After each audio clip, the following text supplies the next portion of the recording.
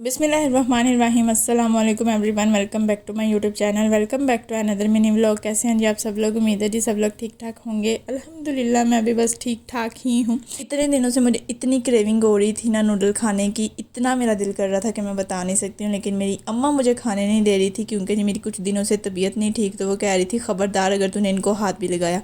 लेकिन आज जैसे ही मैं सुबह उठी हूँ ना, मैंने देखा मेरी अम्मा घर पर मुझे कहीं नज़र नहीं आ रही है, तो मैंने सोचा यार मौका अच्छा है फ़ायदा उठा लेना चाहिए। मैंने नाश्ते में नूडल खा लिए हैं, इतने दिनों बाद खाए थे, मज़ा आ गया, चस आ गई खा के। अभी मैं खा ही रही थी कि जी यहाँ पे मेरा एक पार्सल आ गया। ये मैंने कुछ ड्रेसेस ऑर्डर किए हुए थे, तो बस तक फिर कितनी झूठी बकवास कर रही हूँ मैं, कहीं मैंने ड्रेसेस ऑर्डर किए थे पार्सल आ गया मेरा।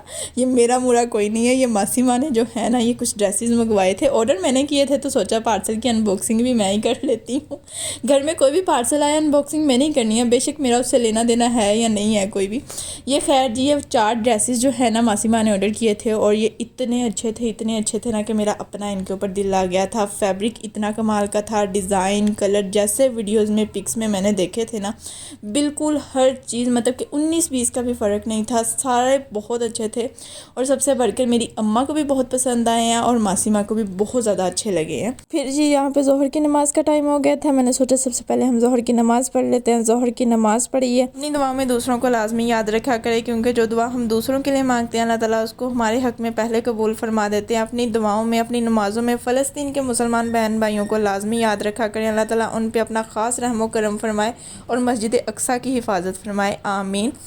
नमाज़ पढ़ने के बाद यहाँ पे मेरी मासी माँ की तरफ से मुझे ऑर्डर आया कि जी कलर लगा दो, और ये ऑर्डर मुझे पिछले कोई 1 हफ़्ते से आ रहा है, लेकिन मुझ जैसी ढीठ इंसान को पता नहीं क्यों असर ही नहीं हो रहा था। और ये बर्तन आपने इसको तो सबसे पहले इग्नोर करना है, क्योंकि ये हमारी पाकिस्तानी माओं के पुराने बर्तन हैं। इनके बारे में अगर आपने एक लफ्ज़ भी बोल दिया तो फिर आप अपनी माओं के मुक्के ठुड्डे चपेड़ों के हकदार हो जाएंगे, और आपकी माएँ आपको तो घर से चपेड़े मार के बाहर फेंक सकती हैं, लेकिन अपने इन पुराने बर्तनों को नहीं फेंक सकती।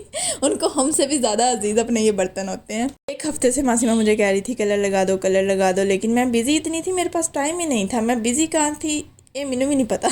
आज मैं काफ़ी टाइम बाद व्लॉग रिकॉर्ड कर रही हूँ ना, तो मुझे बहुत ही अजीब सा फील हो रहा है। काफ़ी टाइम से मैंने व्लॉगिंग छोड़ दी हुई थी। क्यों छोड़ दी हुई थी? क्योंकि जी मुझे इस चैनल पे 3 साल होने वाले हैं मेहनत करते हुए, लेकिन अभी तक मैंने इससे 1 रुपया भी अर्न नहीं किया। तो मैं थोड़ा हिम्मत हार गई थी, डिसाइड हो गई थी। लेकिन जो वीडियोज़ मैंने चैनल पर पोस्ट की हुई थी ना, उन पर मेरी 3-4 बहनों के इतने ज़्यादा कमेंट्स आ रहे थे कि सिस्टर प्लीज़ आप इस तरह से दरमियान में नहीं छोड़ें, हिम्मत नहीं आ रही, इंशाल्लाह आपकी मेहनत का फल आपको ज़रूर मिलेगा।